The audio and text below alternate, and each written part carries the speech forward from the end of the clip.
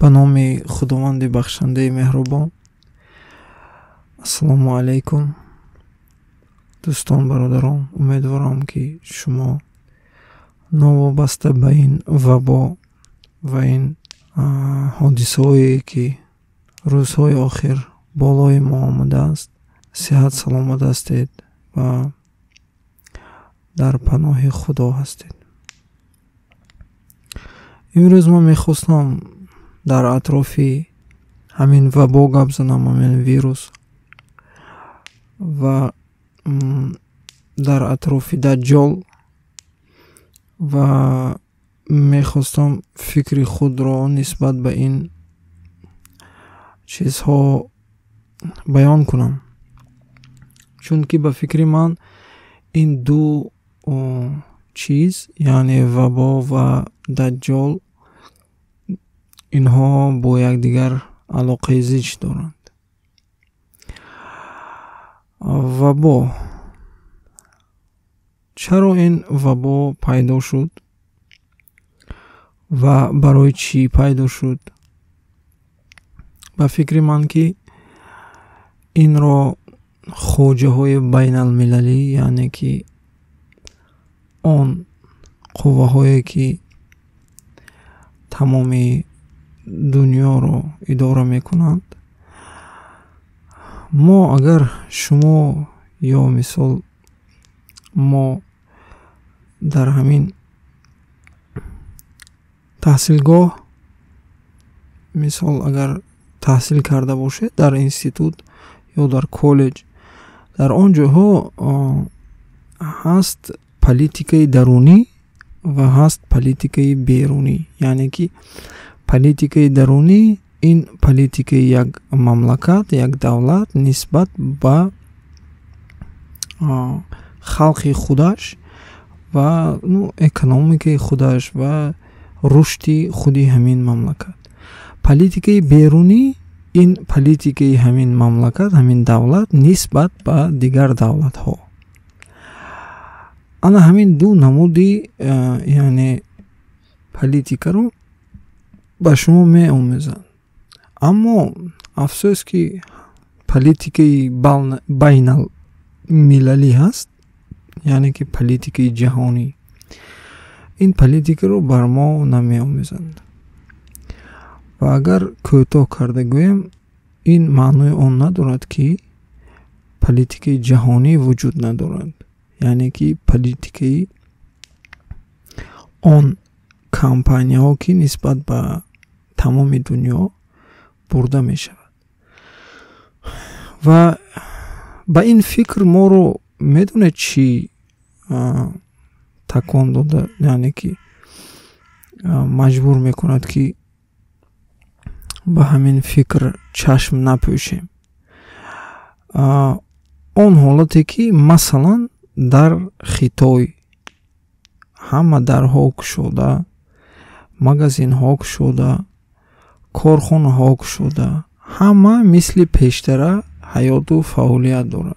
یعنی که در آنجا این وبا، این ویروس نیست.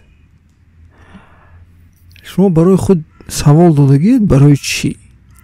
یا اینکه در شویتساریا همه در هاک شده، همه به ماسک، همه آزاد با کار میرن، فعالیت هم چه خیلی که تا همین وبا بود همین خیلی حیات و فعالیت میبرند. یعنی که محدودیت عموما نیست. این دو حالت آدم رو به آن وادار میسازد که یعنی که نه همه دولت ها پیش آن خوجه های در پیش آن خوجه های بین المللی برابرند. اکنون من فکر خودم را نسبت به این میخواهم به شما رسونم. به فکر من که با این وبا این خوجه های بین المللی میخواهند فقط به یک مقصد رسند، بر مقصدی اداره کردنی آدم ها. یعنی در خیتای علاقه اداره کنی آدم ها به درجه عالیش برده رسانیدگی هست. یعنی که در اونجا در تمامی جو کامراها هستند و این کامراها یعنی روی آدم رو تشخیص میکنند و همه آدم ها رو یعنی که اداره میکنند این کامراها و یک آدم یعنی که گم شود یا کاری ناشایسته رو انجام دهد نسبت به همین سیستم وی رو زود دریافت میکنند. در شویتزر هم چنین یعنی که در همه جا کامرا و اداره کنید بر درجه عالی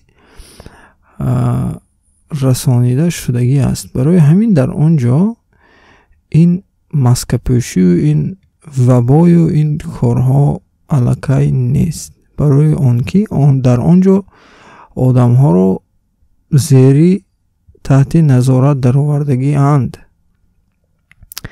آن اکنون میگیریم در روسیه. در روسیه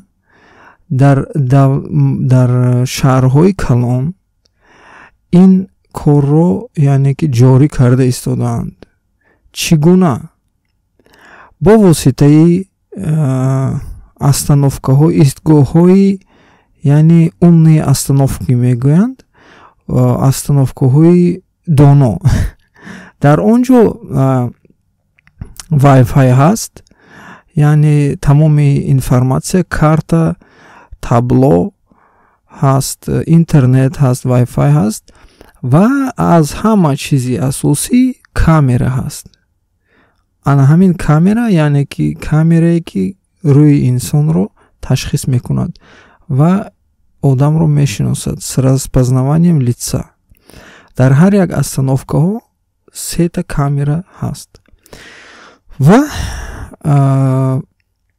مثلا در نیژنی نوگород و دیگر در نیژنی نوگород 240 алакой 240 استانوفکه یعنی که ساخته شدگی هست و دیگر در دیگر شهرها آهسته این چیز ساخته شدگی هست، شده ایستاده است و شما میگوید چه خیلی مرا یعنی که روی مرا اینها تشخیص میکنند، یعنی که مرا چگونه اینها صورتی مرا از کجا میوند که مرا تشخیص میکنند.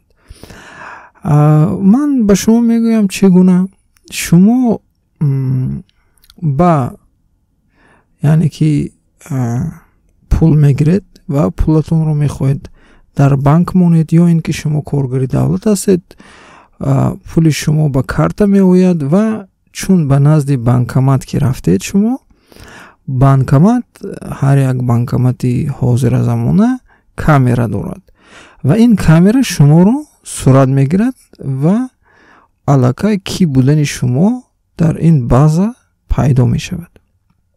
و اگر شما یا اون کاری ناشایسته کنید یا اینکه گم شوید، شما رو در 2 minut این استانوفکه ها یا این کامera ها میابند و این استانوفکه ها میدونن شما در کجا زندگی میکنید، برای آنکه شما برای از یک نقطه به نقطه دیگر رفتن در شهر شما هر سحر به نزد این استانوفکه می آید و این ایستگاه میدوند که شما در همین نزدیکی یعنی که چی استقامت میکنید، برای که شما هر سحر به این ایستگاه می آید و این کامera های در این ایستگاه رو برای شما این گونه میفهمونند که این برای بیخطری شما هست، یعنی که نترسید. این کامera ها برای که یعنی که زد و خورد نشود، برای که شما بیخطر باشید، برای آن همین کارها هستند. این مسئله یک. و چون به فکر من و چون این کامera ها در تمام شهرها شد، آدم ها رو چی آهسته آهسته آزاد میکنند، برای آنکه برای آنها علاقه ماسک در کار نیست، آنها رو محدود کردن در کار نیست، برای که آنها علاقه چی در تحت نظارت می باشند. و دوم مسئله، این مسئله به فکرم جدی، این هم مسئله جدی، مسئله دجال، مسئله مسیح دجال یا اینکه در حدیث ها مسیح الدجال آمدگی هستند. در حدیث های امام البخاری و المسلم. اما در کتاب های یعنی که انجیل آنتی خریست آمدگی است، یعنی که ضدی حضرت عیسی. و این چیز هم به فکر من که آمدنی هست و به فکر من این علاقه نزدیک است آمدنی این، برای اینکه به فکر من این دجال این همین انتلکت صنعی یعنی اسکوستوینی انتلکت این انا همین دجال است، برای که این با تمام سوال جواب رو میدوند و این یعنی که آموزش دارد سال از سال این دانا شده رفته ایستاده است. مثلا همین انتلکت صنعی در سال 1998 شахматисти بزرگی همون دوره گاری کاسپاروف رو برید و علاقه در 2016 این همین انتلکت صنعی نامش که الفاگو بود در یک بازی خطایی که گو نام دارد در آن بازی چمپیون جهان را برید و این بازی از شахмат دیده یعنی که بسیار و بسیار دشوار و سر وای هست، یعنی که در آنجا بسیار возможности همین یعنی که خود کردن و گوناگون هست و همه طرفه است، نه چون که شахмат فقط سفید و سیاه، در آنجا بسیار خودهای گوناگون هست و حتی در آن هم این انتلکت صنعی آدم رو برید. و مثلا اگر ما همین چیز رو مقایسه کنیم در حدیث ها هست که همین دجال با تمام سوال جواب رو میدوند و یعنی که جنت رو چونین نشون میدهد که دوزخ هست و دوزخ رو چونین شیرین کرده نشون میدهد که مثل جنت کرده و بسیار آدم ها پیغمبر گفتگیند که با این چیز داده و فریفته میشوند و در حقیقتا حاضر زمان این زمانی اینفورماسیونی شدگی است الکوی. برای چی؟ مثال من به شما فهمونم. پیشتر اول مثال 1000 ساله ها پیش آدم ها برای آدم ها قیمت چی بود؟ این کشت و کار یعنی که مال و حال و گوسفند و رمه و همخلین یعنی چی؟ ابشینه اگرری بود، یعنی که مال و حال قدر و قیمت داشت.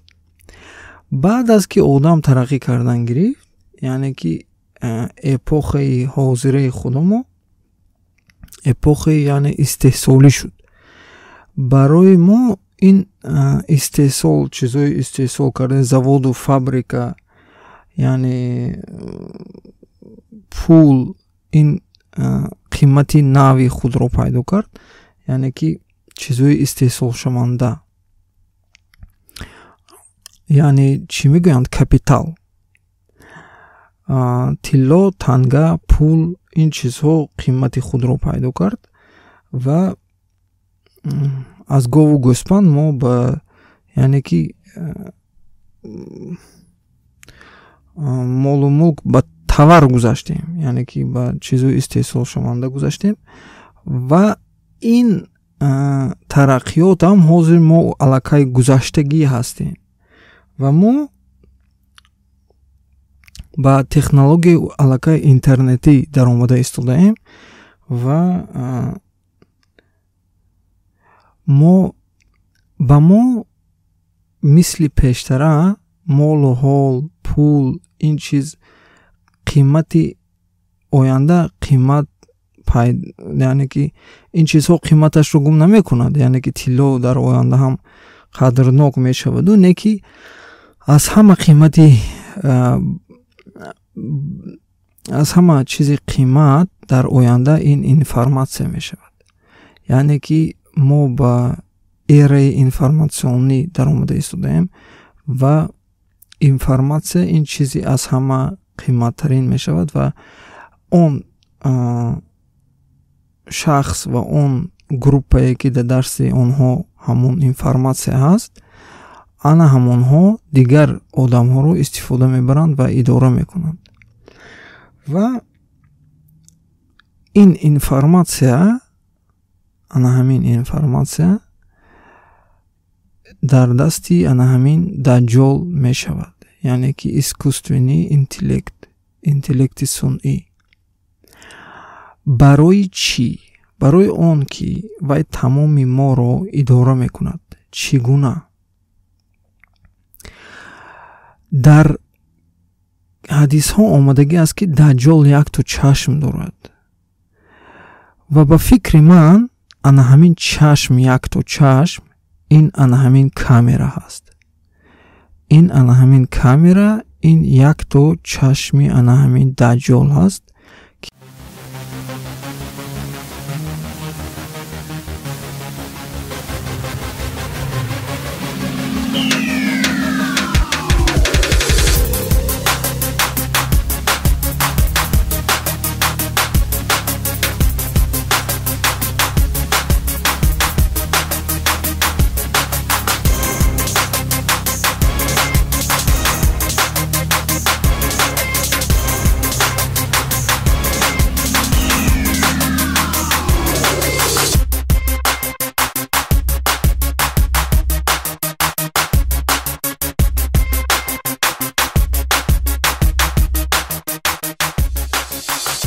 ин ана ҳамин камера, ин якто чашми ана ҳамин даҷҷол ҳаст ки дар тамоми ҷо моро мебинад ва моро идора мекунад ва тамоми информатсияи моро ин гирифта обработка мекунад ин даҷҷол ва бар тамоми саволи мо ҷавоб пайдо мекунад ва ҷавоби худро дорад. барои ҳамин гуфтагианд ки даҷҷол бар тамоми савол ҷавоб дорад. ва дар як ҳадиси дигаре омадаги аст ки даҷҷол, як хислати даҷҷол ҳамин ки мисли бод, яъне ки абре ки дар пасиваи бод ҳаст, ҳамин гуна тез ҳаракат мекунад. ин маънои онро дорад ки ана ҳамин интеллекти сунъӣ дар тамоми ҷо хоҳад ҳаст, яъне ки ин камераҳо дар тамоми ҷо ҳастанд ва ин мисли барқ, яъне сурат дорад. дар одамҳоро дар муддати кӯтоҳ, яъне ки ба куфр меборад. ана ҳамин хел фикрҳои ман нисбат ба ҳамин чиз ҳаст ва ба назари ман ки ана ҳамин даҷҷол, ин ҳамин яъне чӣ, ҳамин интеллекти сунъӣ ҳаст ва бо воситаи ин моро пароканда кардагӣ ҳастанд. мо аллакай пароканда шудем. барои чӣ? барои он ки парокандашавии мо ин ҳамин камқувватии моро нишон медиҳад ва мо шикасти моро нишон медиҳад.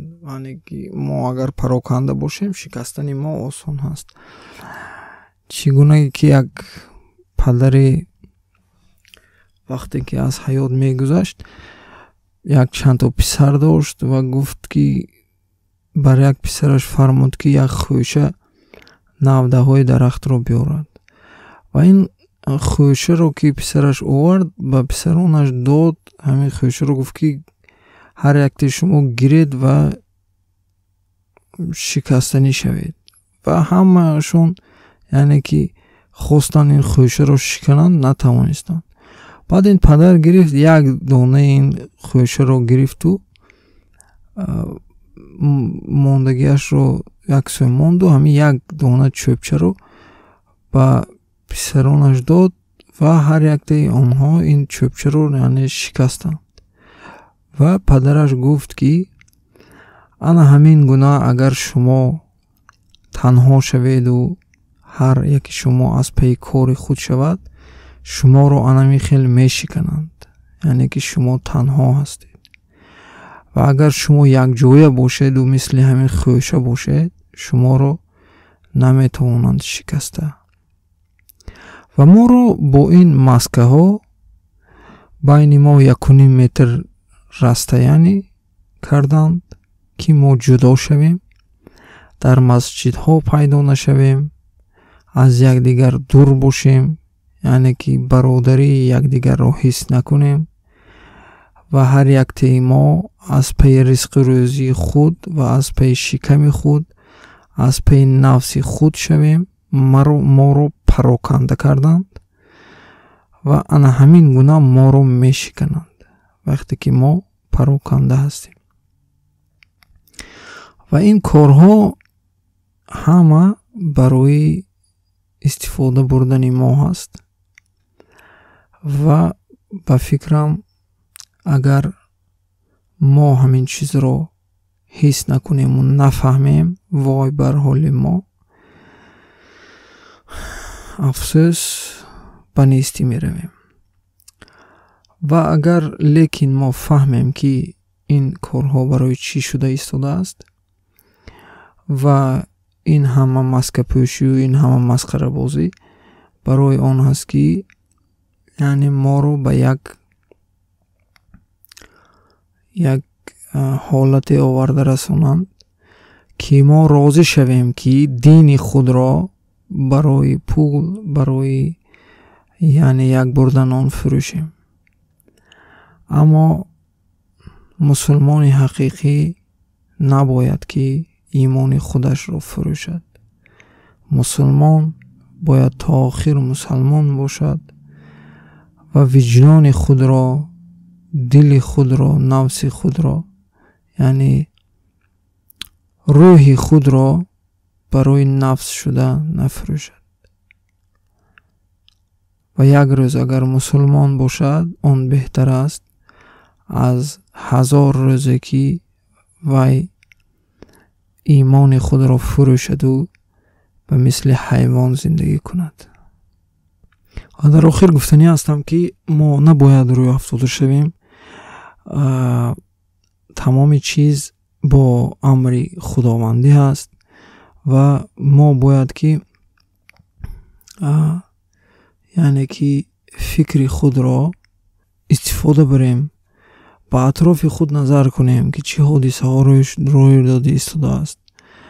ба бисёртар китоб хонем ва таваккалро бар худо кунем ва худованд худаш моро аз тамоми камбудӣ